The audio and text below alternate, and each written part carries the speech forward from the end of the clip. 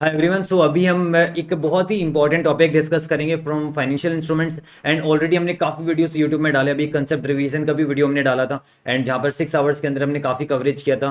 And और भी काफ़ी वीडियोस फाइनेंशियल इंस्ट्रूमेंट्स के रिगार्डिंग सारे यूट्यूब में आते ही रहेंगे। कुछ वीडियो नहीं आए तो एप्लीकेशन में आ जाएंगे। तो यहाँ पर पूरा फ्री रहेगा फाइनेंशियल इंस्ट्रूमेंट्स। और यहाँ पर इस वीडियो में हम क्या करेंगे, एक तो डिस्क्रिप्शन में लिंक दे दूंगा, बाकी वीडियोस अगर आपने नहीं देखा तो वो जरूर से देख लीजिएगा। क्लैरिटी पूरी अच्छे से होनी चाहिए क्योंकि इसका वेटेज भी रहेगा फाइनेंशियल इंस्ट्रूमेंट्स का।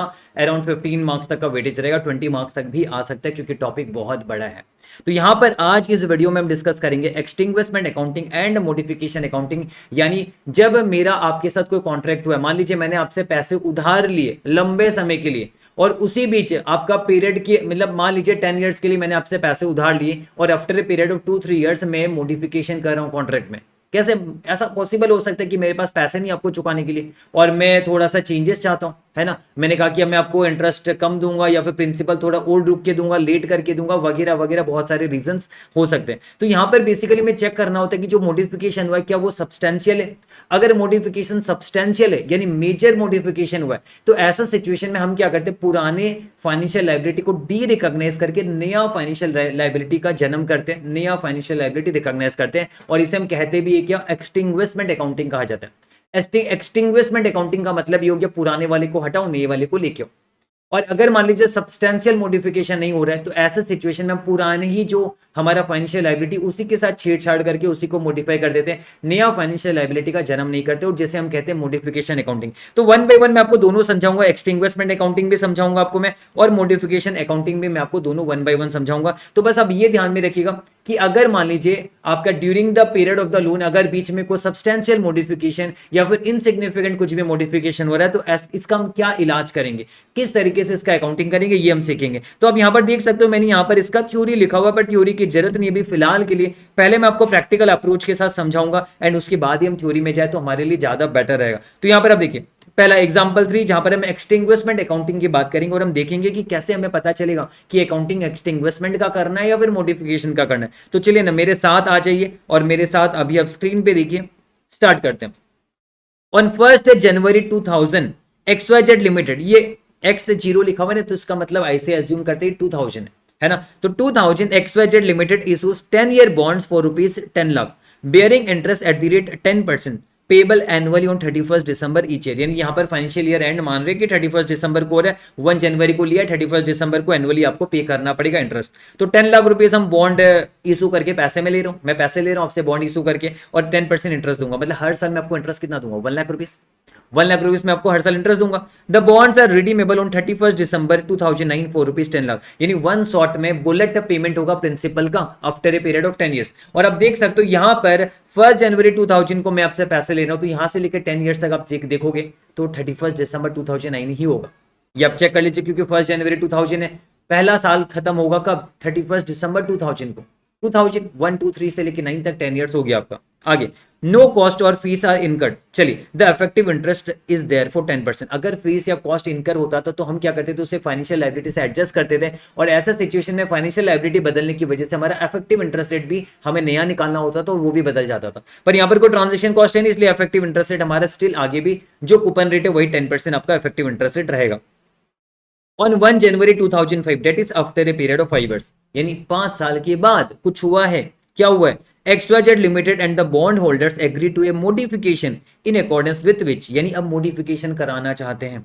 मॉडिफिकेशन में क्या हो रहा है, the term is extended to 31 December 2001, यानी टर्म पहले जो 31 दिसंबर 2009 तक था, ये 2001, ये 2011 है, फाइन। ये देखिए यहाँ पर x है, यहाँ पर y है, y मतलब 11 मानना है, ये 2011 है, ठीक है। और 31 दिसंबर 2009 को मैच्योर होना था, आप देख सकते हो। तो यानी टर्म एक्सटेंड हो गया और कितने सालों के लिए, 2 सालों के लिए। यानी 5 ईयर्स के बाद जहां रिमेनिंग पीरियड 5 ईयर्स का था, क्योंकि टोटल 10 ईयर्स था, 5 ईयर्स के बाद रिमेनिंग पीरियड 5 ईयर्स का था, पर हमने मॉडिफाई करके उसके और 2 ईयर्स से बढ़ा दिया, तो अब हमारा रिमेनिंग लाइफ कितने का रहेगा, 7 ईयर्स का रहेगा। आप देख सकते हो 1 जनवरी 2005 से लेकर 31 दिसंबर 2011 तक 7 ईयर्स होता है। 5, 6, 5, 31 दिसंबर 2005 पहला होगा, 5, 6, 7, 8, 9, 10, 11, 7 ईयर्स होगा आपका। चलिए 7 ईयर्स आपका रिमेनिंग है मैच्योरिटी में। इंटरेस्ट पेमेंट्स रिड्यूस बाई नहीं लिखा हुआ, टू लिखा हुआ है, टू 5%, यानी अब 5% ही इंटरेस्ट का पेमेंट्स करा जाएगा, हम इतना ही पेमेंट करेंगे। और लेकिन एंड में 31 दिसंबर 2000 11 को 15 लाख हम देंगे redemption value. Legal and other fees of rupees 1 lakh are incurred. XYZ determines that the market rate on 1 January 2005 for borrowings on a similar term is 11%। सबसे पहले आपको पता है हमें क्या करना होता है, सबसे पहले हमें यहाँ पर ये जानना होता है कि हम इसका अकाउंटिंग कौन सा करें, एक्सटिंग्विशमेंट अकाउंटिंग करें कि मॉडिफिकेशन अकाउंटिंग करें। सबसे पहले हम ये जानना होता है। ये जानने के लिए हम देखते हैं कि पुराना ओल्ड लाइबिलिटी जो है वो कितने का है, आज का कैरिंग अमाउंट, यानी आज कब 31 दिसंबर 2005 है ना, नहीं, आज 1 जनवरी 2005 है। आज 1 जनवरी 2005 को हम क्या करेंगे, हम चेक करेंगे कि कैरिंग अमाउंट पुराने ओल्ड लाइबिलिटी का कैरिंग अमाउंट क्या है, और जबकि आपका मॉडिफिकेशन होने के बाद नया वाला लाइबिलिटी उसका कैरिंग अमाउंट क्या है, उसका फेयर वैल्यू क्या है, हम ये चेक करेंगे। और आपको बता दूं एक बात में, जो carrying amount of old liability वो तो आपको बैलेंस शीट से मिल जाएगा। जो आपका नया लाइबिलिटी ना, उसे भी हम पता है जब हम प्रेजेंट वैल्यू में पुल करेंगे जानने के लिए प्रेजेंट वैल्यू ऑफ लाइबिलिटी, हम ओल्ड इफेक्टिव इंटरेस्ट रेट लेंगे। ऐसा हम क्यों कर रहे हैं, क्योंकि हम बस कैश फ्लो का चेंजेस जानने की कोशिश कर रहे हैं, क्योंकि हम कंपेयर करेंगे। यहां पर हम कंपेयर करके ये देखेंगे कि कितना वैल्यू में बदलाव आया। तो कंपेयर करने के लिए तो इट इज बेटर ना कि हम पुराना इफेक्टिव इंटरेस्ट रेट का यूज लें। मतलब ऐसा हो रहा है ना कि मान लीजिए पहले मुझे आपको 50,000 देना था, अब मान लीजिए मुझे आपको देना पड़ रहा 60,000, तो मैं 50,000 और 60,000 का जो फर्क है उस फर्क को निकाल के मैं प्रेजेंट वैल्यू में देखूंगा कि कितना मेरे पे फर्क आया है। तो जो फर्क आया उसको मैं अगर कंपेयर करना चाहूं तो इट इज बेटर कि हम मैं इफेक्टिव इंटरेस्ट रेट ओल्ड वाला यूज करूं। तो आप ये ध्यान में रखिएगा for the purpose of comparison, ताकि हम पता कर सके एक्सटिंग्विशमेंट अकाउंटिंग लगाना है या नहीं लगाना है। For the purpose of comparison आप हमेशा हमेशा हमेशा ओल्ड इफेक्टिव इंटरेस्ट रेट का ही यूज करोगे। नए वाला इफेक्टिव इंटरेस्ट रेट, यानी आपको ये 11% दिख रहा है, आप इसका यूज मत करना for the purpose, only for the purpose of comparison, यानी ये जानने के लिए कि कौन सा अकाउंटिंग अप्लाई करें, एक्सटिंग्विशमेंट या फिर मॉडिफिकेशन। तो आप यहां पर देख सकते हो, जैसे कि यहां पर आपको दिख रहा होगा आफ्टर 5 इयर्स यानी 1 जनवरी 2005 को बॉन्ड होल्डर्स ने एग्री किया मॉडिफिकेशन का। तो सबसे पहला स्टेप ही हमारा ये रहेगा कि डिटरमाइन करना कि एक्सटिंग्विशमेंट अकाउंटिंग लगाए कि मॉडिफिकेशन अकाउंटिंग लगाए। तो आप देख सकते हो कैरिंग अमाउंट ऑफ लाइबिलिटी, ये कौन सा पता है, ये ओल्ड वाला लाइबिलिटी है, ये ओल्ड लाइबिलिटी की बात हो रही है, ओल्ड लाइबिलिटी की बात हो रही है यहां पर। ओल्ड लाइबिलिटी का कैरिंग अमाउंट हमारा कितना है, 10 लाख रुपीस है। कैसे पता चला 10 लाख रुपीस से, देखिए ना मैंने आपसे शुरुआत में 10 लाख रुपीस लिया था, अब एवरी ईयर उस पर क्या होगा, इंटरेस्ट जो चढ़ेगा, इंटरेस्ट का पेमेंट तो मैं आपको एवरी ईयर कर ही दूंगा। तो 10 लाख पे 1 लाख का इंटरेस्ट चढ़ा फर्स्ट ईयर में, तो फर्स्ट ईयर में 1 लाख मैंने पेमेंट कर दिया, तो रिमेनिंग कितना रहेगा, 10 लाख ही रहेगा। यानी क्योंकि यहाँ पर प्रिंसिपल पेमेंट एंड में किया जा रहा है और कोई यहाँ पर इफेक्टिव इंटरेस्ट रेट वगैरह में बदलाव नहीं आ रहा है, क्योंकि कोई ट्रांजेक्शन कॉस्ट नहीं है।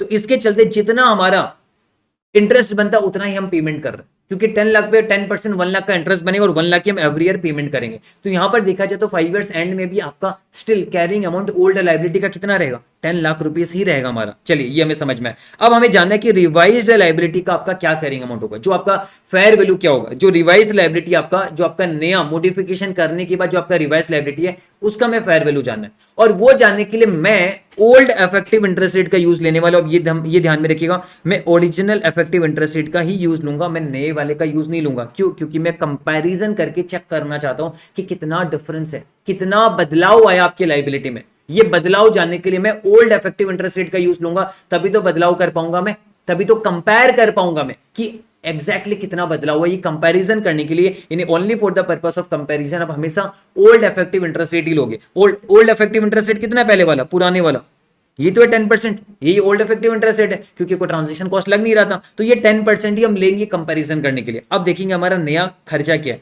इंटरेस्ट पेमेंट एवरी ईयर हमें 5% देना है। तो 10 लाख का 5% हमें नया रिवीजन के बाद 10 लाख का 5% यानी 50,000 हमें हर साल इंटरेस्ट का पेमेंट करना है, और साथ ही साथ एंड में हम 15 लाख रुपीस प्रिंसिपल पेमेंट करेंगे। तो हमारा देखिए रिवाइज लायबिलिटी क्या होगा, मैंने इस बार टेबल से नहीं बनाया क्योंकि मैं रिवाइज करा रहा हूं। यहाँ पर टेबल भी बनाना चाहता हूं वैसे करेगा, 0th year, 1st year, 2nd year, 3rd year, 4th year, 5th year, 6th year, 7th year, ये आप करोगे। और एवरी ईयर आप क्या करोगे, 50,000 दिखाओगे, एवरी ईयर आपका कैश आउटफ्लो होगा और एंड में 15 लाख होगा। अब ये सारे 50,000 को और 15 लाख को आप पुल करोगे, सारे 50,000 15 लाख को पुल करोगे। चलिए ना मैं यहाँ पर आपको दिखा देता हूँ, 50,000 first year, 50,000 second year, 50,000 third year, 50,000 fourth year, 50,000 fifth year, 50,000 sixth year और 50,000 सेवंथ ईयर पे, और 15 लाख लास्ट में, है ना। ये हमें पैसा देना पड़ेगा। तो इन सब को हम क्या करेंगे, इन सब को पुल करेंगे प्रेजेंट वैल्यू में, इन सबको प्रेजेंट वैल्यू में पुल करेंगे किस रेट से, 10%, जो आपका ओरिजिनल इफेक्टिव इंटरेस्ट रेट है। इन सबको जब मैं 10% से पुल करूंगा वही मेरा कैरिंग अमाउंट होगा रिवाइज्ड लायबिलिटी का।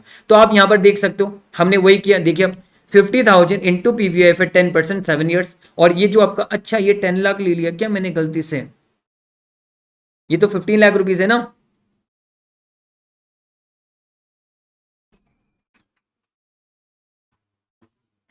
कुछ गड़बड़ हुआ यहां पर, देख लेते हैं। चलिए, प्रॉब्लम कुछ नहीं था, बस लिखने में गलती कर दिया था, एंड मेरा कैलकुलेशन सही है, यहाँ पर बस लिखने में गलती हुआ था। आप बस इसे 15 लाख बना दीजिए, ये 15 लाख होगा, क्योंकि 15 लाख ही तो हमें देना है, तो 15 लाख होगा यहाँ पर। ये तो 15 लाख यानी ये सारे को पुल करेंगे, मतलब 50,000 को भी मैंने पुल किया, 15 लाख को भी मैंने पुल किया, तो मेरा रिवाइज लाइबिलिटी आ जाए। एक और चीज है यहाँ पर साथ में, ये ध्यान रखिएगा आप, क्या लीगल एंड अदर फीस भी मेरा लगेगा 1 लाख रुपीज का। मतलब मुझे ये जानना है, इंक्लूडिंग लीगल फीस वगैरह सब कुछ मिला के मेरा जो मॉडिफिकेशन के बाद मेरा टोटल कितना पैसा लगना है, मुझे ये जानना है। तो अगर मॉडिफिकेशन नहीं होता तो मेरा तो लाइबिलिटी 10 लाख रुपीज का ही रहता, अगर कोई मॉडिफिकेशन नहीं होता। मॉडिफिकेशन होने की वजह से मेरा इंटरेस्ट एवरी ईयर 50,000 लगेगा 7 ईयर्स तक, और मुझे 7 ईयर्स के बाद 15 लाख रुपीज देना है मॉडिफिकेशन होने की वजह से, और मुझे आज के दिन लीगल कॉस्ट भी मुझे देना 1 लाख रुपीज, और ये 1 लाख रुपीज प्रेजेंट वैल्यू में, तो उसे डिस्काउंटिंग करने की कोई जरूरत नहीं। तो इन सबको टोटल करूंगा तो मेरा आएगा 1113158 आएगा। तो देखिए ना, पहले मेरा लाइबिलिटी था 10 लाख रुपीज का, लेकिन अभी मॉडिफिकेशन करने की वजह से मेरा प्रेजेंट वैल्यू ऑफ लाइबिलिटी आ रहा है 1113158, और हम दोनों में 10% ही यूज कर रहे हैं, दोनों में इफेक्टिव इंटरेस्ट रेट मैंने 10% यूज किया, ताकि मैं पता कर सकूं कि मेरे आज के डेट में क्या लाइबिलिटी में चेंज आ रहा है। जी हाँ, आज के डेट में लाइबिलिटी में चेंज आ रहा है, 10 लाख की जगह हो गया 11,13,158। तो कितना से लाइबिलिटी इंक्रीज हुआ है, इंक्रीज हुआ है लाइबिलिटी कितना से, 113,158, 1,13,158 से आपका लाइबिलिटी इंक्रीज हुआ। कहां से, 10 लाख से तो इंक्रीज हुआ है।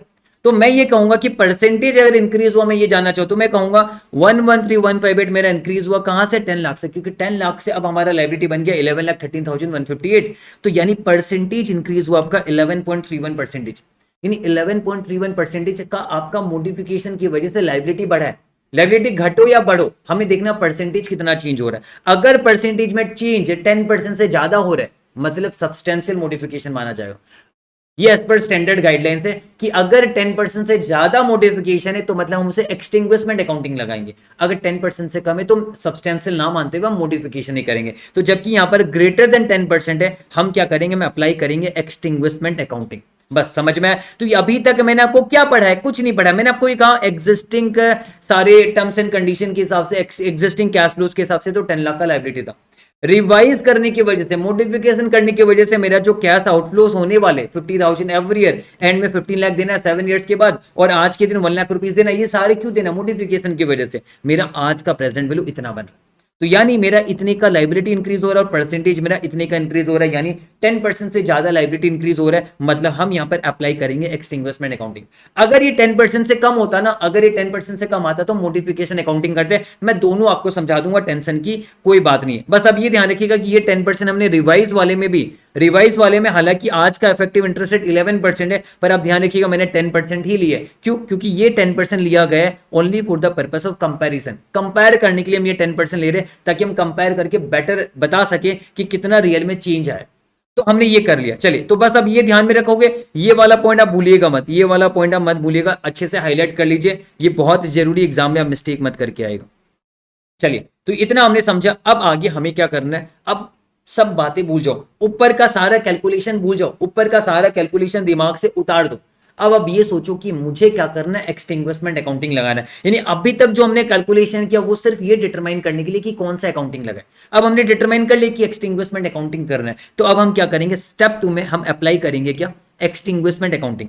तो जब हम एक्सटिंग्विशमेंट अकाउंटिंग अप्लाई करेंगे तो अब हमें नया लाइबिलिटी का रियल में फेयर वैल्यू जानना चाहिए कि रियल में नया लाइबिलिटी का क्या फेयर वैल्यू। तो आप बोलोगे सर आपने तो पहले निकाल लिया था। नहीं, पहले जो मैंने निकाला था वो ओरिजिनल यानी ओल्ड वाले इफेक्टिव इंटरेस्ट रेट से निकाला था कंपैरिजन करने के लिए, पर अभी जो मैं आपका फेयर वैल्यू निकालूंगा वो तो सारी चीजों को देखते हुए निकालूंगा। और क्यों मैं फेयर वैल्यू निकाल रहा हूं पता है आपको, क्योंकि अब हम क्या करेंगे, एक्सटिंग्विशमेंट अकाउंटिंग अप्लाई करेंगे। और एक्सटिंग्विशमेंट अकाउंटिंग अप्लाई करने का मतलब नया लाइबिलिटी रिकॉग्नाइज करना, पुराने को डी रिकॉग्नाइज और नया को रिकॉग्नाइज करोगे। और जब आप एकदम नए को जन्म दे रहे हो तो सारी चीजें तो नहीं आएगी, एकदम से मैं नया जन्म दे रहा हूं, मैं नया लाइबिलिटी मानूंगा, पुराने को एक्सटिंग्विश करूंगा, नया लाइबिलिटी को जन्म दे रहा हूं। तो जब नया जन्म होगा तो उस पे उससे रिलेटेड सारी चीजें नई नहीं होनी चाहिए ना, तो इसलिए सारी चीजें नहीं होगी, इफेक्टिव इंटरेस्ट रेट से लेके सब कुछ नहीं होने वाली। तो यहां पर आप मेरी बात सुनिए कि क्या क्या नहीं होने वाला, नया होने वाला। देखिए मैं आपको बता रहा हूं यहां पर क्या होने वाला। 50,000 रुपीज मुझे एवरी ईयर देना है 7 ईयर्स तक, ये आपको पता है। मैं इस बारी 10% से नहीं 11% से पुल करूंगा, क्योंकि नया जन्म किया है ना, तो नया इफेक्टिव इंटरेस्ट रेट होगा। पर वहां पर कंपैरिजन करने के लिए 10% लिया था ओल्ड वाला, अभी नया जन्म नया इफेक्टिव इंटरेस्ट रेट लिया। फिर 15 लाख रुपीज आपको 7 ईयर्स के एंड में देना है, इसे भी मैं 11% से पुल करूंगा। और 1 लाख रुपीज तो आपको आज ही देना है, पेबल इमीडिएटली है ना, 1 लाख रुपीज मुझे आज ही देना है। तो ये सारे मेरे खर्चे हैं, ये सारे क्या है, मेरे खर्चे हैं। और अल्टीमेटली इसका प्रेजेंट वैल्यू मेरा कितना है, 1058097 है। ये उस वाले से अलग आएगा, क्यों अलग आएगा, क्योंकि वहां पर हमने 10% लिया था कंपैरिजन करने के लिए, और यहां पर 11% ले रहे हैं नया वाला। सारी चीजें यहां पर नहीं होगी, मैं लिख देता हूं, सारी चीजें नहीं होगी, नई नवेली होगी, है ना। यानी कैश फ्लो भी नया, इफेक्टिव इंटरेस्ट रेट भी नया, सब कुछ नया होगा यहाँ पर। और हमें पता चल चुका है कि फेयर वैल्यू ऑफ लाइबिलिटी हमारा क्या 1058097। मतलब मैं फिर से रिपीट कर रहा हूँ, पुराने वाला कैलकुलेशन सब भूल जाइए, ये सिर्फ हमने इसलिए किया टू अप्लाई एक्सटिंग्विशमेंट अकाउंटिंग करना है कि नहीं करना है। अब हम रियल में अप्लाई करें, मतलब यहां से आपका नया कहानी शुरू हो रहा है, नया अकाउंटिंग शुरू हो रहा है। तो आपका फेयर वैल्यू ऑफ लाइबिलिटी इतने का है, और आपका ओल्ड कैरिंग अमाउंट जो बैलेंस शीट में दिख रहा होगा वो कितने का दिख रहा होगा, 10 लाख। मेरे बैलेंस शीट में ओल्ड कैरिंग अमाउंट 10 लाख का दिख रहा है, तो मैं क्या करूंगा, जो पुराना लाइबिलिटी उसे डी रिकॉग्नाइज करूंगा। ये 10 लाख को डी रिकॉग्नाइज करके मैं दिखाऊंगा 10,58,097 का।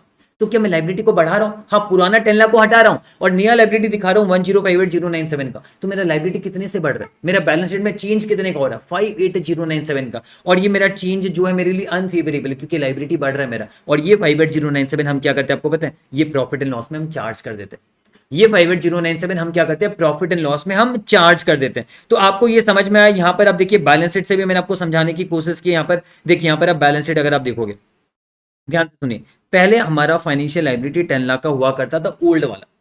अब हम क्या करें, अब हम नया लाइबिलिटी रिकॉग्नाइज करेंगे 1058097। मतलब existing liability 10 lakh derecognise होगा और नया लाइबिलिटी का फेयर वैल्यू में रिकॉग्नाइज होगा 1058097। ये हमने रिकॉग्नाइज कर दिया 1058097। जो फर्क है वो कहां चला जाएगा, पीएल में चला जाएगा, प्रॉफिट एंड लॉस में चला जाएगा। फर्क 58097 का फर्क आपका चला जाएगा, और मेरा नया लाइबिलिटी कितना है, 1058097। अब मेरी बात सुनिए, चलिए माना मेरा नया लाइबिलिटी 1058097 है, पर इसमें मेरा 1 लाख का फीस भी तो मैंने लिया है, इंक्लूड किया 1 लाख का जो लीगल फी है, और ये 1 लाख तो मैं आज ही पेमेंट करूंगा। ये 1 लाख थोड़ा फ्यूचर में पेमेंट होगा, ये तो स्पॉट पेमेंट होगा लीगल फी के नाम पे। ये 1 लाख मेरा आज ही पेमेंट हो जाएगा। तो ये जो 1 लाख रुपीज मेरा आज ही पेमेंट हो जाएगा, मैं पे कर दूंगा। 1 लाख रुपीज मैंने पे कर दिया और कैश मेरा 1 लाख से चला जाएगा। तो अल्टीमेटली देखा जाए तो जीरो ईयर में ही, जीरो ईयर में यानी आफ्टर मोडिफिकेशन वाले जीरो ईयर में मेरा फेयर वैल्यू ऑफ लाइबिलिटी 1058097 नहीं होगा, 9588097 होगा। क्यों, क्योंकि 1 लाख तो मैंने लीगल फी का पे कर दिया ना, यहाँ पर कैश कम कर दिया, और ये आज ही के दिन पे कर दिया, ये भी जीरो ईयर में ही पे कर दिया मैंने। यानी मेरा लाइबिलिटी आएगा 9588097, ये मेरा आ चुका। अब आगे क्या होना है, आगे चलते रहेगा सिलसिला। आगे इसी 9588097 में हम क्या करेंगे, इंटरेस्ट डालेंगे। जो आपका इफेक्टिव इंटरेस्ट रेट 11%, ये पीएल में आपका चार्ज हो जाएगा, और जो पेमेंट आना है 50,000 का जो पेमेंट करना है वो माइनस होते जाएगा। और अल्टीमेटली अब ऐसा ही सिलसिला 7 ईयर्स तक चलाएगा, ये जीरो हो जाएगा। तो आप बोलोगे सर ऐसा कैसे हो रहा है, क्योंकि हमने तो 1058097 लिया था। मैं आपको बता दूं, रियल में आपका लाइबिलिटी 1058097 नहीं है, रियल में आपका लाइबिलिटी 9588097 ही है। क्यों, क्योंकि अगर आप सिर्फ इसे लोगे और आप इन दोनों को लोगे, इसे नहीं लोगे ना, तो 9588097 ही आएगा। ये 1 लाख इंक्लूड करने की वजह से, लीगल फी इंक्लूड करने की वजह से हमारा 1058097 आया था, और ये तो हमने आज ही पेमेंट कर लिया। तो अब मेरे साथ एक बार आप करके देखिए, चलिए हम करते, आप मेरे साथ करके देखिए। देखिए यहाँ पर मतलब कहने का मतलब ये कि 1058097 जो था, इसमें से 1 लाख आज ही पेमेंट हो जा रहा है, यानी 9588097 का ही हमारा लाइबिलिटी है। अब मेरे साथ आप करिए कैलकुलेटर में, 9588097 प्लस 11% किया, माइनस 50,000 कर दिया, फिर प्लस 11% किया, माइनस 50,000 कर दिया, फिर प्लस 11% किया, माइनस 50,000 कर दिया, फिर प्लस 11% किया, माइनस 50,000 कर दिया, फिर प्लस 11% किया, माइनस 50,000 कर दिया, फिर प्लस 11% किया, माइनस 50,000 कर दिया, फिर प्लस 11% किया, और माइनस इस बार हम करेंगे 50,000 लास्ट ईयर है, और माइनस करेंगे 15 लाख।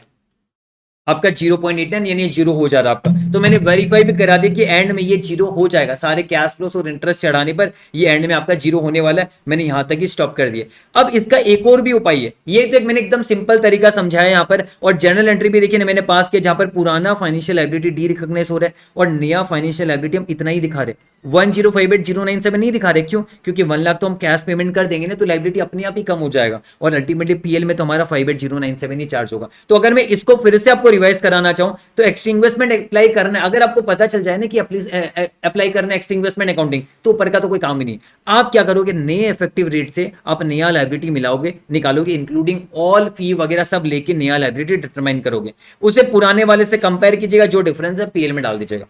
डाल दिया पीएल में। अब क्या होगा, अगर आपने कोई लीगल फी भी इंक्लूड किया तो वो तो आज ही पेमेंट हो जाएगा, तो वो लायबिलिटी को भी कम करेगा, कैश को भी कम करेगा, बस बात खत्म।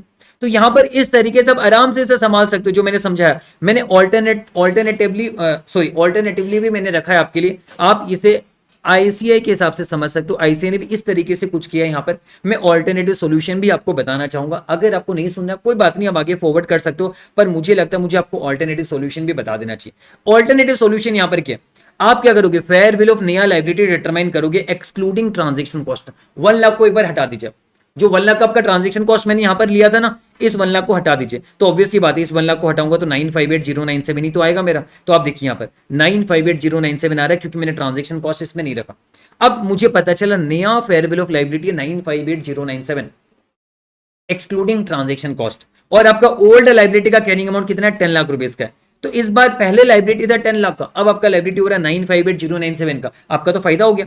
तो जो डिफरेंस फायदा हुआ आपका, वो आप क्रेडिट करोगे पीएल में, तो 41903 हम पीएल में क्रेडिट कर देंगे। अब इसका एंट्री क्या होगा, ओल्ड लायबिलिटी 10 लाख का आपने डी रिकॉग्नाइज किया, नया लायबिलिटी आपने 958097 क्रेडिट किया, और आपका पीएल में 41093 आपका क्रेडिट हो जाएगा पीएल में, ये हमें पता चला। अब मेरी बात सुनिए, जो ट्रांजेक्शन कॉस्ट आपका खर्चा लग रहा है ना 1 लाख, ये क्या होगा, आपका बैंक को कम करेगा और आपका पीएल को कम करेगा। ये ट्रांजेक्शन कॉस्ट जो है इमीडिएटली चार्ज होगा आपके प्रॉफिट एंड लॉस में। ट्रांजेक्शन कॉस्ट जो अभी आपका लगा है वो इमीडिएटली आपके प्रॉफिट एंड लॉस में चार्ज होगा। तो ये 1 लाख रुपीज का ट्रांजेक्शन कॉस्ट हम क्या करेंगे, बैंक कम करेंगे, पीएल कम करेंगे, ये चार्ज होगा पीएल में। आप देख सकते हो पीएल अकाउंट डेबिट हो रहा है 1 लाख से, और बैंक अकाउंट क्रेडिट हो रहा है 1 लाख से कम हो जा रहा है। तो अब यहां पर अल्टीमेटली दो चीज हो रहा है, एक तो 41903 पीएल में क्रेडिट हुआ था, है ना, इधर फायदा जो हुआ था, और एक यहां पर पीएल में डेबिट हुआ 1 लाख का। तो पीएल में डेबिट एक बार हुआ 1 लाख का, और एक बार क्रेडिट हुआ 41903 का, तो अल्टीमेटली पीएल में डेबिट कितना होगा, 58097 ही तो होगा आपका।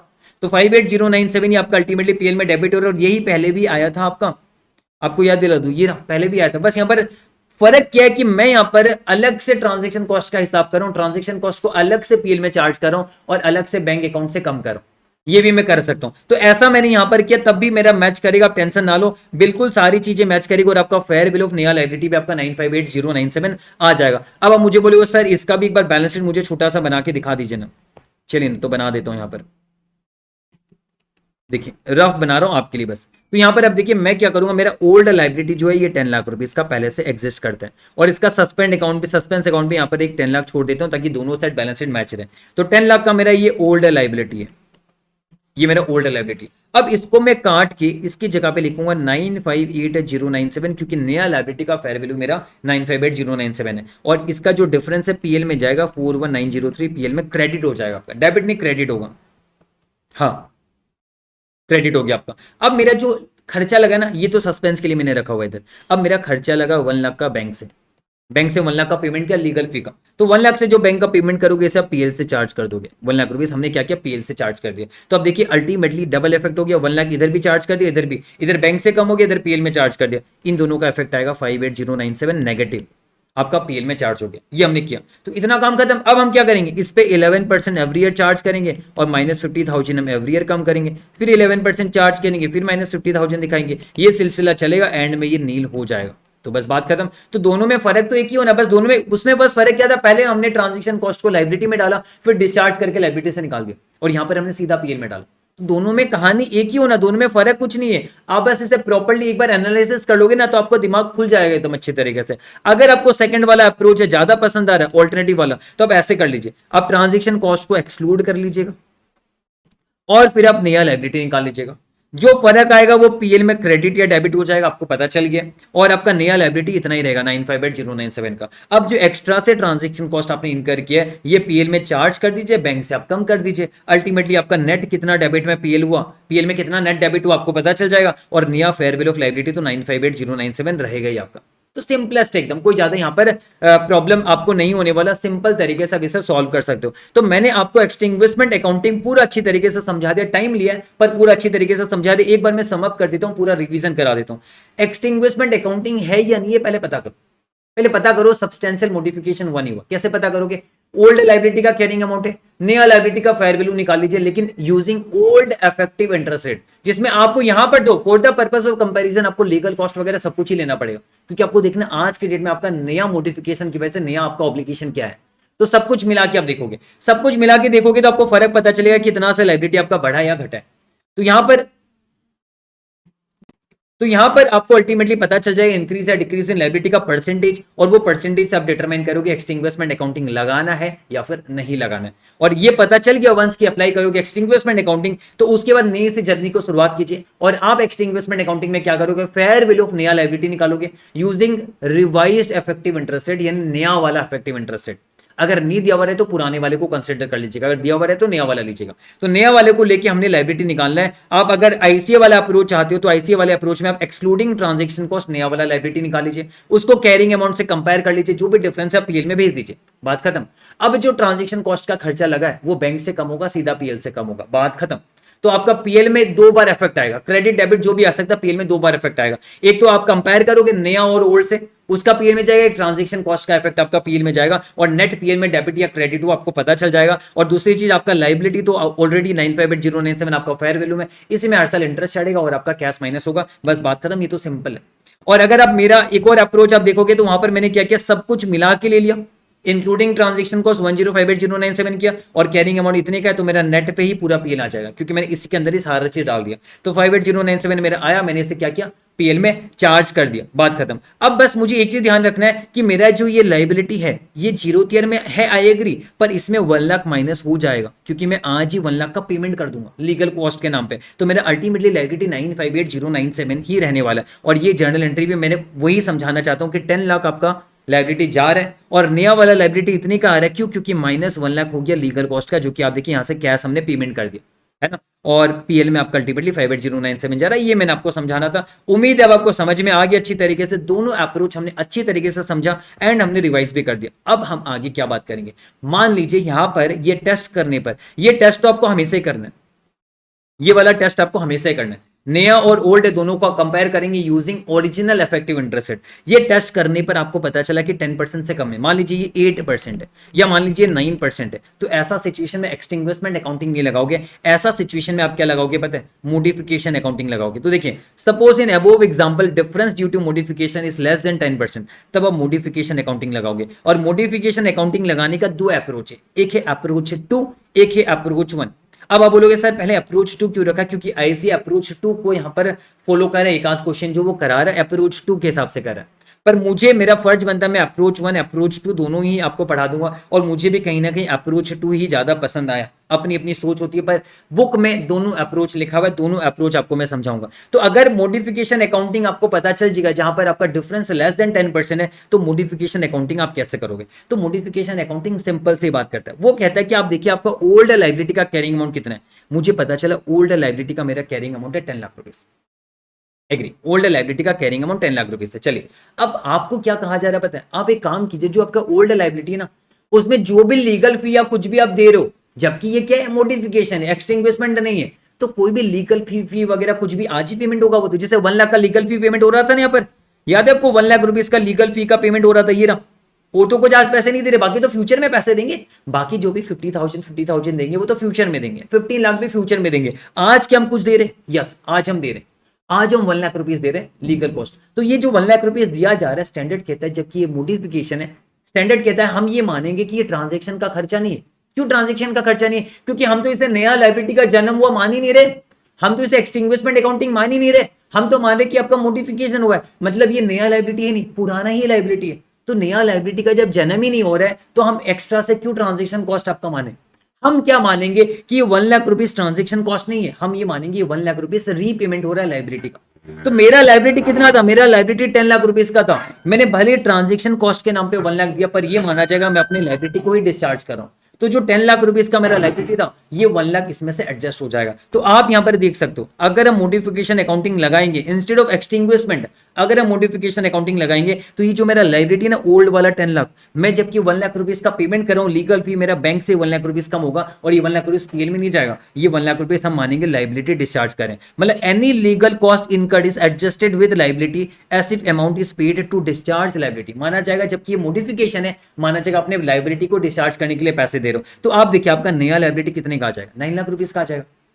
मतलब हमारा लाइबिलिटी जीरो ईयर में कितने का होगा, 9 लाख रुपीज का होगा। क्यों, पहले 10 लाख का था, हमने 1 लाख पेमेंट कर दिया, 9 लाख का हमारा रिमेनिंग लाइबिलिटी मानेंगे। अब हम देखेंगे फ्यूचर में आपका क्या कैश फ्लोस होने वाले। फ्यूचर में हर साल 50,000 आपको देना है नया रिवाइज के हिसाब से, हर साल मुझे 50,000 देना है ना, ये हर साल मुझे देना है और एंड में मुझे 15 लाख देना है। तो मैं क्या करूंगा, मैं कैलकुलेट करूंगा इफेक्टिव इंटरेस्ट रेट, मतलब इन सारे कैश फ्लोस को मैं पुल करूंगा ऐसे रेट से कि 9 लाख आ जाए, मैं ऐसे रेट से पुल करूंगा कि 9 लाख आ जाए। मतलब इन केस ऑफ मॉडिफिकेशन हम अपने ओल्ड लाइबिलिटी को नहीं बदलेंगे, हमारा ओल्ड लाइबिलिटी जैसा का वैसा ही रहेगा। अगर मान लीजिए कोई ट्रांजेक्शन कॉस्ट नहीं होता तो फिर क्या करते, तब 9 लाख की जगह पूरा 10 लाख होता है यहाँ पर। अगर कोई भी आप पेमेंट नहीं करते, आज कोई लीगल फी ट्रांजेक्शन फी पेमेंट नहीं करते, तब आप पूरा 10 लाख यहां पर दिखाते हैं और जो आपका रिवाइज कैश फ्लो उसे ऐसे रेट से पुल करते कि 10 लाख आ जाए। जबकि यहां पर 1 लाख आप लीगल फी दे रहे हो तो माना जाएगा आप लीगल फी नहीं दे रहे हो, लाइबिलिटी डिस्चार्ज करो और 9 लाख रुपीस आपका लाइबिलिटी बना कैरिंग अमाउंट का। और जो फ्यूचर के रिवाइज कैश फ्लो से उसे आप ऐसे रेट से पुल कीजिए कि आपका 9 लाख आ जाए। अब उसी इफेक्टिव इंटरेस्ट रेट को आप क्या करेंगे, इस 9 लाख पे हर साल इंटरेस्ट का नाम का चढ़ाओगे और हर साल 50,000 का पेमेंट होगा, मतलब जो भी आपका इफेक्टिव इंटरेस्ट रेट आएगा। मान लेते हैं कि इफेक्टिव इंटरेस्ट रेट 13% है, मान लेते रैंडम लिया मैंने, मुझे नहीं पता कितना है, मान लेते हैं 13% है। तो इस 9 लाख पे आप 13% चढ़ाओगे और हर साल 50,000 माइनस करोगे, 13% चढ़ाओगे 50,000 माइनस करोगे, एंड में नील आएगा। क्यों आएगा, क्योंकि हम उसी रेट से ही तो पुल करें कि 9 लाख आ जाए। तो अल्टीमेटली वही आना है, यानी अल्टीमेटली जो भी आपका एडजस्टमेंट हुआ है वो उसी साल इंटरेस्ट के साथ एडजस्ट हो जाएगा और आपको इफेक्टिव इंटरेस्ट रेट निकालना है, बस बात खत्म। यानी इन केस ऑफ मॉडिफिकेशन एकदम सिंपल सी बात है, दो ही बातों को ध्यान में रखना है। आप देख लीजिए पहले कि क्या कोई पेमेंट हुआ है किसी भी नाम का, लीगल फी के नाम का, किसी भी नाम का, क्या कोई पेमेंट हुआ है। अगर पेमेंट हुआ है तो बैंक को कम कीजिए, लाइबिलिटी को कम कीजिए। हमने लाइबिलिटी को कम कर दिया, बैंक को कम किया, लाइबिलिटी को कम कर दिया। अब आपका carrying amount of liability 10 lakh है नहीं 9 लाख है, क्यों, क्योंकि हमने 1 लाख का पेमेंट कर दिया, मेरा 9 लाख का कैरिंग अमाउंट है। अब मैं क्या करूंगा, जो फ्यूचर के रिवाइज कैश फ्लोस है उसे ऐसे रेट से पुल करूंगा कि मेरा 9 लाख आ जाए। मतलब दो ही काम है, अगर कुछ पेमेंट किया लाइबिलिटी को कम कर दो और फिर बाद में आप जो आपका आज का कैरिंग अमाउंट ऑफ लाइबिलिटी जो बचा है आफ्टर पेमेंट और फ्यूचर का जो कैश फ्लो है उसे आप ऐसे रेट से पुल करो कि आपका 9 लाख आ जाए, मतलब इफेक्टिव इंटरेस्ट रेट निकालना है। यानी इन केस ऑफ मॉडिफिकेशन आपको दो ही काम करना होता है, मैंने थ्योरी में भी यहां पर लिखा हुआ है अप्रोच टू में। अगर कोई फी या कॉस्ट आपने इनकर किया, आप एग्जिस्टिंग लाइबिलिटी से नेट ऑफ कर दो, मतलब बैंक कम कर दो, लाइबिलिटी कम कर दो।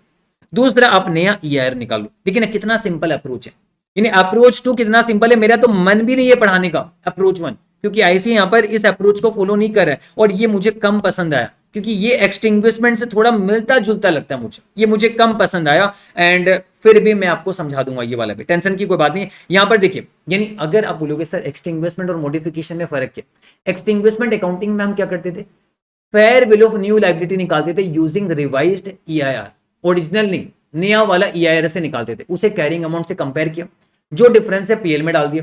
और फेयर वैल्यू ऑफ लायबिलिटी में आप मान लीजिए आप लीगल कॉस्ट मत लीजिए और जो लीगल कॉस्ट आपका कुछ लगा उसे आप अलग से पीएल में डाल दीजिए। ये दो काम आप कर सकते हो। और इन केस ऑफ मॉडिफिकेशन आपको बस सिंपल है, कोई पेमेंट किया है लायबिलिटी से कम कर दो और दूसरा आप क्या करो, इफेक्टिव इंटरेस्ट रेट नया वाला निकाल दो जिसको आप हर साल चढ़ाओगे, बस बात खत्म। लेकिन अप्रोच वन क्या कहता है पता है, मॉडिफिकेशन में अप्रोच वन ये कहता है कि आप एक काम करो, पुराना फाइनेंशियल लायबिलिटी का भी निकाल लो वैल्यू और नया फाइनेंशियल लायबिलिटी का भी वैल्यू निकालो ओरिजिनल ईआईआर से। दोनों केस में ओरिजिनल ईआईआर ही आपको लेना है। ओरिजिनल ईआईआर का मतलब नया इफेक्टिव इंटरेस्ट रेट आपको नहीं लेना है। क्यों नहीं लेना नया वाला, क्योंकि मॉडिफिकेशन है ना, तो ओरिजिनल ही लो आप, यहाँ पर दोनों ओरिजिनल लेना। और ये पता ये दोनों काम हमने कहाँ किया था, ये दोनों काम हमने for the purpose of comparison कर रखा है। For the purpose of comparison हमने क्या किया था, जो आपके रिमेनिंग कैश फ्लो नया फाइनेंशियल लायबिलिटी का ओरिजिनल ईआईआर से तो हमने निकाला था, है ना, वो वाला हमारा काम आ जाएगा। और आपका ओल्ड लाइबिलिटी का तो रिमेनिंग वही है 10 लाख रुपए से ही आपका, और दोनों का कंपेयर करके जो डिफरेंस आएगा पीएल में डाल दीजिए, और कोई फी या कॉस्ट भी आपने इनकर किया तो वो भी आप पीएल में डाल दीजिए। मतलब हाँ, मैं एग्री करता हूँ, इसे भी आप डालोगे तो आपको थोड़ा सा याद करना पड़ेगा कुछ कुछ, क्योंकि अप्रोच अलग अलग, तो अलग अलग अप्रोच तो याद करानी पड़ेगा मुझे। तो यहाँ पर आप देखिए अप्रोच 1 भी मैंने आपके लिए रखा है। आप चाहो तो फॉर योर एग्जाम, अगर आपको ज्यादा कंफ्यूजन लग रहा है कि सर आप इतना कंफ्यूजन क्यों क्रिएट करो, मैं नहीं कर रहा, मैं आपको सारी चीजें समझाने की कोशिश कर रहा हूं। अगर आपको कंफ्यूजन क्रिएट नहीं करना, इसे आप हटा दीजिए, एग्जाम के लिए छोड़ दीजिए, ऊपर वाला अप्रोच ही आप रखिए, चल जाएगा। और आग बंद कर लीजिए या फिर थोड़ा सा फॉरवर्ड कर लीजिए। बाकी जिसको सुनना है वो सुनिए मेरी बात। देखिए original financial liability original year से 10 लाख तो हमें पता है। नया फाइनेंशियल लायबिलिटी ओरिजिनल ईयर से हमारा क्या, हम ये निकाल लेंगे। तो आपका देखिए नया वाला क्या, हमने यहाँ पर ट्रांजेक्शन कॉस्ट नहीं लिया, ट्रांजेक्शन कॉस्ट हम अलग से दिखा देंगे, हमने नहीं लिया। अगर लेते तो 111315 आते जो पहले भी आया होगा आपका, हमने वो ट्रांजेक्शन कॉस्ट यहाँ पर नहीं लिया एक्सक्लूड करके। तो 50,000 को पुल करेंगे 10% से सारा ओरिजिनल वाला, 10 लाख को भी हम पुल करेंगे, 10 लाख नहीं है, यहाँ पर भी गलती लिख दिया गलती से, ये 15 लाख है। 15 लाख को पुल करेंगे ओरिजिनल रेट से, जो डिवाइस कैश फ्लो से ओरिजिनल से पुल किया ये आया। जो डिफरेंस आया, इस डिफरेंस को तो पहले हम क्या करते थे, इंक्लूडिंग ट्रांजैक्शन कॉस्ट मिला के जो भी डिफरेंस है उससे हम रेट निकालते थे कि चेंज कितना हो। यहाँ पर ऐसा नहीं है, ये तो हमें पता चल गया मॉडिफिकेशन का अप्रोच है, तो जो भी फर्क आएगा वो पीएल में चला जाएगा, और जो कोई ट्रांजेक्शन कॉस्ट भी अगर अपने इनकर के वो भी पीएल में चला जाएगा। अब देखिए बैलेंस शीट में मैंने बनाया हुआ, आपका लाइबिलिटी पुराना वाला था 10 लाख का, एंड अभी आपका नया लाइबिलिटी बढ़ के इतना हो जा रहा है 1013,158 हो रहा है। तो जितना इंक्रीज होगा उतना पीएल में चार्ज कर दीजिए। लायबिलिटी यहां पर इंक्रीज किया, इतना पीएल में चार्ज कर दिया, नया लायबिलिटी आपका इतना हो गया। और आपका जो लीगल फी लगा है, ये लीगल फी भी आप पीएल में चार्ज कर दीजिए। अब ये आपका नया लायबिलिटी, अब इस पे आप हर साल 10% चढ़ाएंगे, क्योंकि 10% से पुल करनी पड़ी तो ये आया है। हर साल इस पे आप 10% चढ़ाएंगे और माइनस करेंगे 50,000 ऐसे करके करके सिलसिला चलाएगा, आपका काम बन जाएगा। अब बोलोगे सर यहाँ पर 11% का क्यों यूज नहीं किया, क्योंकि हमने निकाला भी तो 10% से ही है, और यहाँ पर एक्सटिंग्विशमेंट अकाउंटिंग नहीं है, यानी सिर्फ एक्सटिंग्विशमेंट अकाउंटिंग में ही हमने नया ईआईआर का यूज किया था। और हाँ, मॉडिफिकेशन अकाउंटिंग में हमने एक जगह पे यहाँ पर क्या किया था, नया ईआर कैलकुलेट किया था, 11% यूज नहीं किया, नया ईआर कैलकुलेट किया। तो मैंने आपको कंफ्यूज कर दिया, पर मैंने आपको समझा दिया। बस आपका क्या काम है, आप इसे समअप करो। मैं आपकी जगह होता तो मैं पता क्या करता, फॉर एग्जाम पहले दो जगह पे फोकस करता, एक अप्रोच टू मॉडिफिकेशन का और दूसरा एक्सटिंग्विशमेंट। वापस से बोलूंगा क्योंकि मेरा मन है, एक्सटिंग्विशमेंट अकाउंटिंग में मैंने आपको ये कहा था, अगर एक्सटिंग्विशमेंट अकाउंटिंग लगाओगे fair value of revised liability निकाल लीजिए यूजिंग रिवाइज्ड ईआईआर यानी 11%। लीगल कॉस्ट को एक बार हटा दीजिए, carrying amount of old liability आपका है, इन दोनों को कंपेयर कर लीजिए। तो इन दोनों को कंपेयर जैसे हमने निकाला था 958,097 हमने निकाला था, 958,097 हमने निकाला था, कैरिंग अमाउंट हमने 10 लाख है, तो डिफरेंस 41,903 हमने पीएल में क्रेडिट कर दिया। अब जो ट्रांजेक्शन कॉस्ट लगा ये भी पीएल में चार्ज कर दीजिए टू बैंक।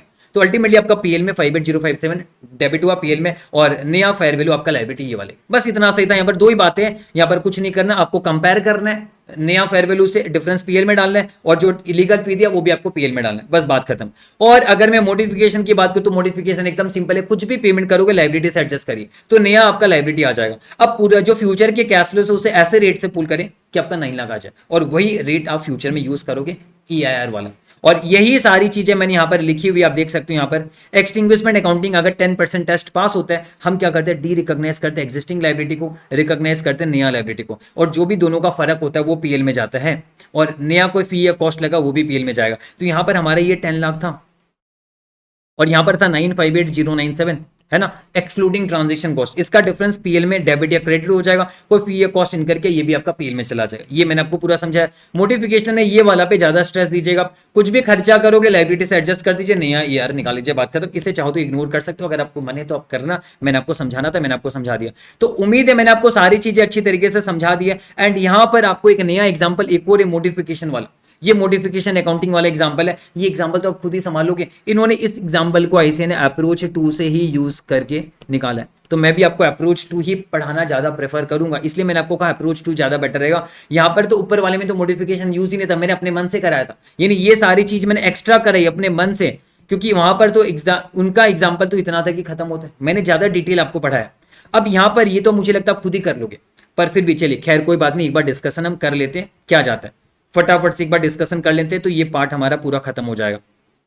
देखिए सेम वही क्वेश्चन है, 1 जनवरी 2000 को 10 ईयर का बॉन्ड इशू हो रहा है फॉर ₹10 लाख, 10% का इंटरेस्ट है। अब 5 साल के बाद वही हुआ, मॉडिफिकेशन हुआ, सेम सारी बातें बताई गई, 5 साल के बाद मॉडिफिकेशन हुआ, बस यहां पर फर्क इतना है कि यहां पर इन्होंने एक्सटेंशन नहीं किया फर्दर 7 ईयर्स का, टाइम लिमिट उतना ही रहेगा, यानी स्टिल आपका देखिए बॉन्ड्स आर रिडीम और ओरिजिनल ड्यू डेट में रिडीम होगा, लेकिन 16 लाख होगा इस बार, कितना होगा 16 लाख रुपीस होगा इस बार, ये हमें पता चला। और नो फर्दर इंटरेस्ट पेमेंट, यानी फ्यूचर में कोई इंटरेस्ट पेमेंट नहीं होगा, यानी आगे जाके रिमेनिंग 5 ईयर्स में कोई इंटरेस्ट पेमेंट नहीं होगा, बस एंड में 16 लाख रुपीस आपको देना है। Legal and other fee incurred हुआ 50,000 का।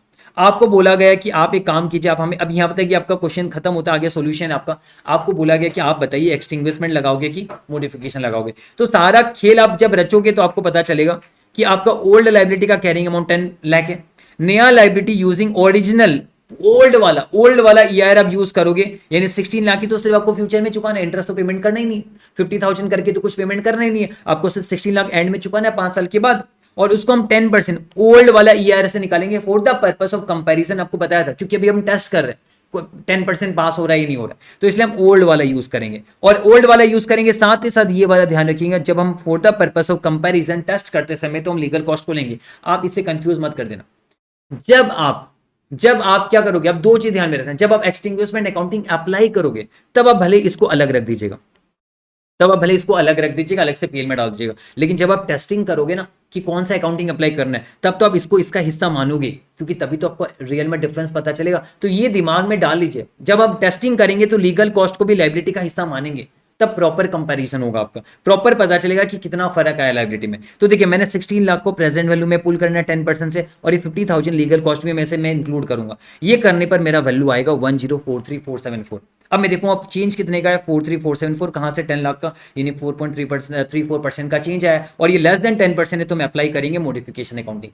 अब अगर हम मॉडिफिकेशन अकाउंटिंग अप्लाई करेंगे तो दो ही काम हमें करना है। एक पहला काम हमें क्या करना था, मॉडिफिकेशन अकाउंटिंग करते समय कोई भी लीगल कॉस्ट अगर आपने इनकर किया उसे आप अपने ओल्ड लाइबिलिटी से माइनस कर दीजिए। हमारा ओल्ड लाइबिलिटी कितने का, 10 लाख का, और हमने 50,000 का लीगल कॉस्ट इनकर किया है ना। तो देखिए 10 लाख का ओल्ड लाइबिलिटी, 50,000 का लीगल कॉस्ट इनकर किया, तो 9,50,000 हमारा अभी नया कैरिंग अमाउंट ऑफ लाइबिलिटी है। 50,000 हमने माना लाइबिलिटी डिस्चार्ज हो, ये तो करते थे मॉडिफिकेशन अप्रोच टू में, तो 9,50,000 है। अब फ्यूचर के सारे कैश फ्लोज को आप पुल करोगे ऐसे रेट से कि 9,50,000 आ जाए। तो यहाँ पर देखिए नील नील नील है, बस एंड में 16 लाख देना है, इसको हम ऐसे रेट से पुल करेंगे 9,50,000 आ जाए, और आपका एस्टिमेटेड 10.99% के आसपास आएगा। आप निकाल के देख लीजिएगा। मैंने हालांकि इसे सीधा बुक से कॉपी किया क्योंकि मुझे मेहनत करने का मन नहीं था। आप मेहनत करके ईआर निकाल लीजिएगा, और ये ईआर निकल के ये हर साल इस पे चढ़ेगा, पेमेंट होगा माइनस, अल्टीमेटली आपका लास्ट में किस्सा खत्म हो जाएगा। और मैंने यहाँ पर वर्किंग आईसीए का रख दिया, आपको मने तो आप रेफर कर सकते हो, अदरवाइज मैंने आपको सारी चीजें समझा दी है। एंड अब मुझे लगता है आपको मॉडिफिकेशन अकाउंटिंग और एक्सटिंग्विशमेंट अकाउंटिंग एकदम अच्छे से क्लियर हो गया है, एंड आई होप आपको अच्छी तरीके से समझ में भी आ गया सारी चीजें। बस वापस से रिपीट करूं, एक बात ध्यान में रखिएगा, जब आप टेस्टिंग करोगे कि कौन सा अकाउंटिंग अप्लाई करना है, तब आप ओल्ड ईआर का यूज करोगे, और दूसरी चीज आप लीगल कॉस्ट को भी नया लाइबिलिटी का हिस्सा मानोगे, तब आप प्रॉपर टेस्टिंग कर पाओगे।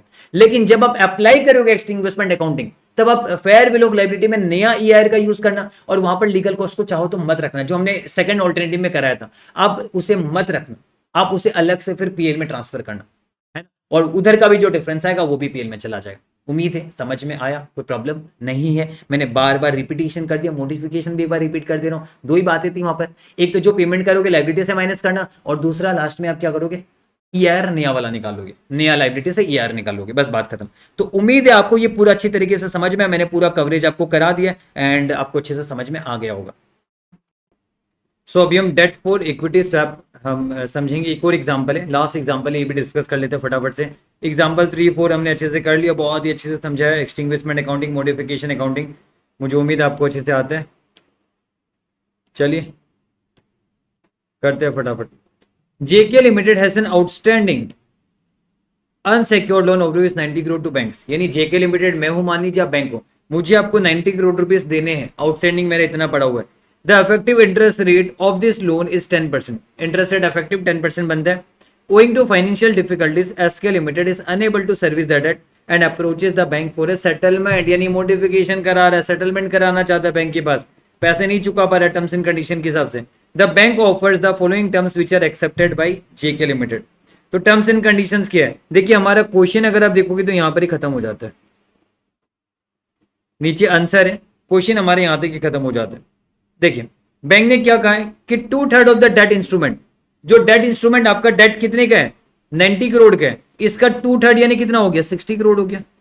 यानी जो 60 करोड़ का जो डेट है ये अनसस्टेनेबल है and hence will be converted into 70% equity interest in JK limited. यानी जेके लिमिटेड का 70% शेयर्स दे दिया जाएगा। किसको? बैंक को, क्योंकि 2/3 लाइबिलिटी यानी 60 करोड़ का लाइबिलिटी सेटल करेगा। कैसे? देख लो यहाँ पर 2/3 यानी 90 करोड़ का 2/3 60 करोड़ होता है, और 60 करोड़ का कैरिंग अमाउंट का जो मेरा डेट है वो सेटल होने को जा रहा है। कैसे होगा? जेके लिमिटेड का 70% शेयर दिया जाएगा, और बता दिया कि टोटल नेट एसेट जेके लिमिटेड का कितना 80 करोड़ है। तो आप बताइए इसमें से बैंक को कितना मिल जाएगा? बैंक का शेयर कितना हो जाएगा फिर? 70% ऑफ 80 करोड़ है ना, कितना? 56 CR हो जाएगा ना। तो 56 CR मिल जाए तो सोचिए ना आप, मैं 60 करोड़ का डेट ऑब्लिगेशन को सेटल कर रहा हूं through payment of equity shares. तो ये देखा जाए तो हमने ऑलरेडी लाइबिलिटी का जो मैंने यूनिट 5 मैंने समझाया था थ्योरी वाला, वो आपको रेफर करना होगा, जहां पर मैंने समझाया जब मैं लाइबिलिटी को सेटल कर रहा हूं, और मान लीजिए 60 करोड़ का लाइबिलिटी को सेटल कर सकता हूं, मैं कैश से भी सेटल कर सकता हूं, नॉन कैश से भी सेटल कर सकता हूं। तो मैं यहाँ पर शेयर्स देकर सेटल कर रहा हूं। तो यहाँ पर 60 करोड़ का लाइबिलिटी को मैं सेटल कर रहा हूं by payment of 56 crore in shares, through shares में मैं पेमेंट कर रहा हूं, और जो भी डिफरेंस होगा मैंने बताया था 4 करोड़ जो भी डिफरेंस होगा पीएल में जाएगा। ये कंसेप्ट सारे मैंने थ्योरेटिकल कंसेप्ट जो समझाया था यूनिट 5 जो कि एप्लीकेशन में अवेलेबल है, वहां पर मैंने ये क्लियर कर दिया था, है ना। एंड फ्री लेक्चर के सेक्शन में जो अवेलेबल है मैंने समझा दिया था कि जो भी डिफरेंस आएगा वो पीएल में जाएगा। तो आप खुद सोचिए ना, अगर मैं बैलेंस शीट की बात करूं तो कैरिंग अमाउंट 2/3 60 करोड़ का है। कैरिंग अमाउंट 2/3 60 करोड़ का जो ये डी रिकॉग्नाइज करेंगे, 90 पूरा नहीं 60 करोड़ डी रिकॉग्नाइज करेंगे। इसके लिए हमने शेयर्स दे दिया कितना? हमने 56 करोड़ का शेयर्स दे दिया, और बाकी का 4 करोड़ जो है पीएल में चला जाएगा। ये हमें पता चला। चलिए तो यहां पर एक काम करता हूं,